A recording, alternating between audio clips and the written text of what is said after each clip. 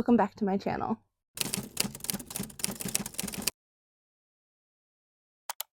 August is Women in Translation Month, so today I am going to give some book recommendations that you can read anytime all year, especially since August is now over. Nothing like the last day of the month for me to get these recommendations out there. I love reading works in translation. I think that reading works in translation is a great way to learn about and understand different cultures, ways that stories might be told through other languages, and to just experience and learn about new authors that you might not otherwise because they don't write in English. I have a stack of some physical books that I own, and then I have some recommendations that I had posted on my TikTok, my Instagram, as postcards. They look like this, that I'm going to recommend those books as well. And if you aren't following me on either of those platforms, the handles are at the end of this video. They're also in the description, and you can follow me there. I post mostly on TikTok. I am slowly trying to get better about posting on Instagram. I post on Threads every now and then, but mostly TikTok and Instagram, and here. These are my physical translation books. They usually live up on this shelf, which I'll have to show in another video at some point. It is my works in translation shelf. It has a little globe bookend on it. But this is some of that collection. Some of the other books are written by men, so they are not included this month. And I am working on building this collection all the time. Every time I go to used bookstores, indie bookstores, I'm always looking for works in translation to add to this collection. Starting off, we're going to talk about an author that if you read horror books or if you read books written by Latinx authors, you have probably heard her name come up, and that is Agustina Bazterrica. And she's probably best known for Tender is the Flesh. This is her, I believe, her debut novel. This is the cannibalism book that a lot of people talk about. And I know that there are a lot of books about cannibalism out there, but this is one that almost everybody has heard of. This is kind of dystopian, set in the future, where in our world it is no longer safe to eat animal meat. And and the men in charge, they decide that it's best to start farming humans for our meat. This book, look up trigger warnings. This book is disgusting. I remember when I first read this, I believe it's chapter 3, is one of the first books that I read a chapter, and I had to put the book down because I was so disgusted by that chapter. It is disgusting. What would we do if we could no longer survive off of meat? Is this the route we would go? It's I highly recommend. The other book that I own by her is 19 Claws and a Blackbird. This is a collection of short stories. These are both tiny little books. She writes mostly this size, like novella books. So if you are into short stories, or if you want to explore short stories in like a horror format, I would consider picking this up. She did just release a new book that is called The Unworthy. This is another dystopian, it's a climate crisis book that takes place in a convent, and there are nuns, and that is really all I know about this book. Augusta is an Argentinian author, and all of her works are translated from Spanish. The next book that I have is The Vegetarian by Han Kang. This is a very well-known author in the works and translation world, and this is probably her best-known book.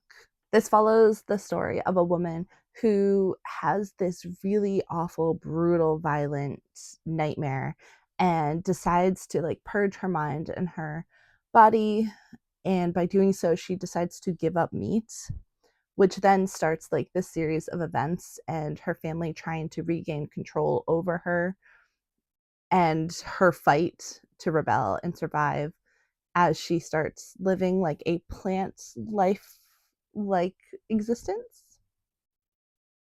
I haven't actually read this one yet. This might actually end up on my fall TBR. I haven't decided quite yet, but I'm very excited about reading Han's work. Her work is translated from Korean.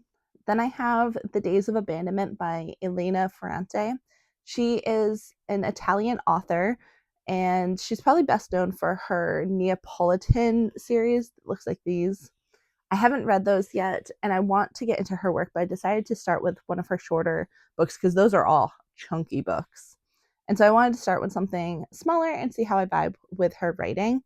I've also heard really good things about this. This is a story of a woman whose husband decides that he wants to leave her, and it's kind of her spiral in losing her sense of herself and a harsh look at herself and womanhood within marriage, and then motherhood, and kind of just rediscovering herself along the way. And I like stories like that, so very excited to check this out. Drive Your Plow Over the Bones of the Dead by Olga Tokarczuk. This is translated by Polish. It takes place in a small Polish village where there is this woman who is kind of the town recluse. She's really into astrology, and she prefers animals over humans.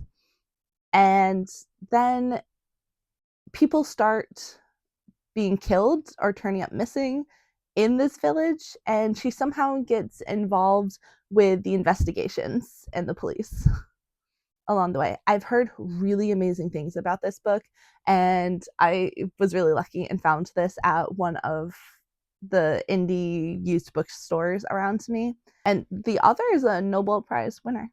Thérése and Isabelle by Violette Leduc. This is translated from French. This book is a story of two schoolgirls and their obsession and relationship that comes from that. The author of this book actually started writing this in the 1950s, and it went through a bunch of revisions and rejections because it is a lesbian erotic book.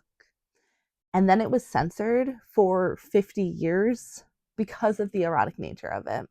And it only first got printed in English in 2012. I like that it has this kind of wild backstory to it, that we can read it in full now and see what they were so afraid of being out in the public in the 60s when this got censored. This next book is the newest addition to my physical collection. I just bought this the other day at an indie bookstore in my town that has a bunch of books out for Women Translation Month. And I had recommended this on TikTok previously, and it had been on my list to get. And so I'm very excited to have Blood Feast by Malika Mustafraf. This is translated from Arabic. Malika was a feminist icon in Moroccan literature. She wrote about gender and sexuality in North Africa, and this is a collection of short stories written by her. Malika was on, I believe, dialysis for her kidneys, and she did unfortunately pass away at the age of 37 after being denied life-saving medical care. And knowing that fact, there is a story in here that kind of is a mirror in a way to her life, and it's really heartbreaking. Those were the books on my physical TBR. Now we're going to go into the rest of the books that I recommended on my TikTok and Instagram.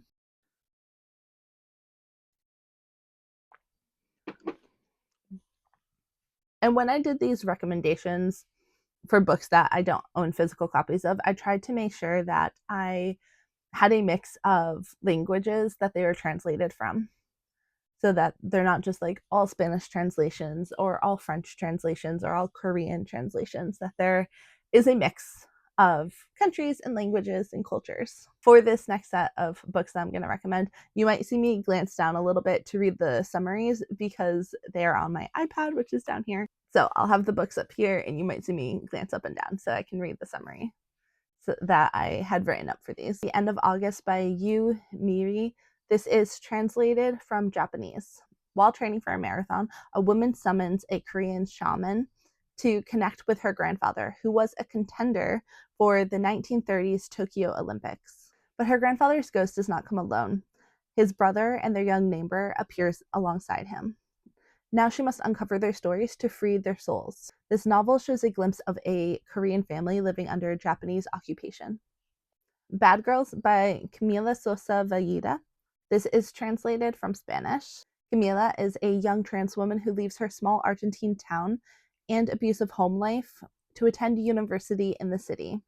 She starts prostituting to make ends meet and soon discovers the strange, wonderful world of trans sex workers in Sarmiento Park. Soon, Camila becomes part of their stories.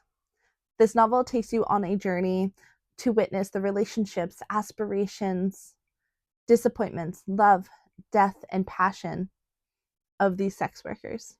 Our Share of the Night by Mariana Enriquez. This is one that you might have seen. This is also translated from Spanish and has made its rounds in the book spaces. A woman's mysterious death devastates her husband and her son.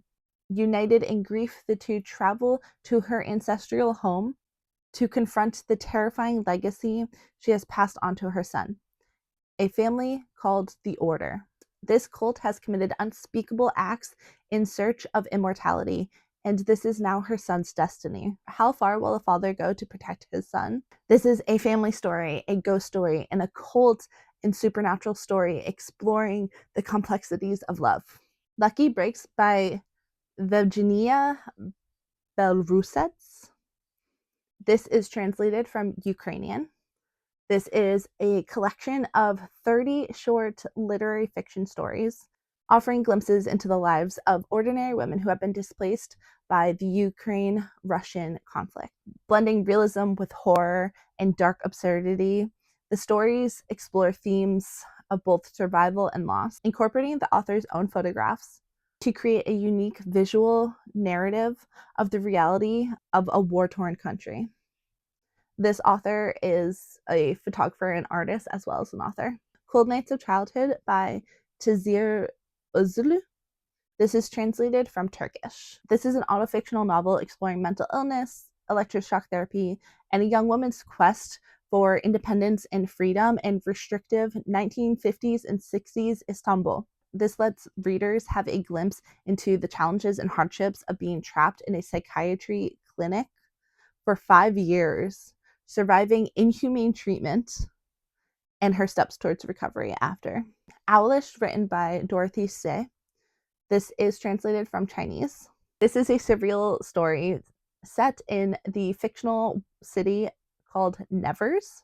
You follow Professor Q, who is oblivious to the sinister forces that are encroaching upon his city, as he embarks on an all-consuming love affair with Alice, the music box ballerina who has come to life. This explores love, reality, and using magical realism to comment on life under oppressive regimes. Sagittarius by Natalia Ginzburg. This is translated from Italian. A mother moves to the suburbs with her daughter and son-in-law, but soon grows restless in her new life. Then she befriends the mysterious Scylla, and soon the two are planning to open an art gallery together. But soon issues of class and misplaced ambition starts to unravel her family's future. And the last recommendation that I have for this video is Ugliness by Moshtari Hilal. This is translated from German. This is an intimate, touching, and political book that questions the norms of appearance and examines them through different cultural lenses, exploring notions of repulsion and attraction in a mix of essay, poetry, and the author's own drawings. This Afghan-German author and artist asks readers, why are we afraid of ugliness? So those are the book recommendations that I have for today, the very last day of Women in Translations month. Hopefully you found a few books to pick up and give a read to. You can read works in translation all year long. It does not just need to be in August or when those cultures are being celebrated. Leave a comment if you have read any of these books or if you have women in translation books that you would like to recommend to me. I'm always looking for book recommendations. If you enjoyed this video, give it a thumbs up and subscribe if you would like to watch more videos from me. The next video that I'm going to be posting was recorded before I dyed my hair, so don't be thrown off by my hair being a different color. I wanted to swap the video so that this one got out in August. And then we'll be moving into fall for TBRs and book recommendations and all that fun stuff. Thanks for watching.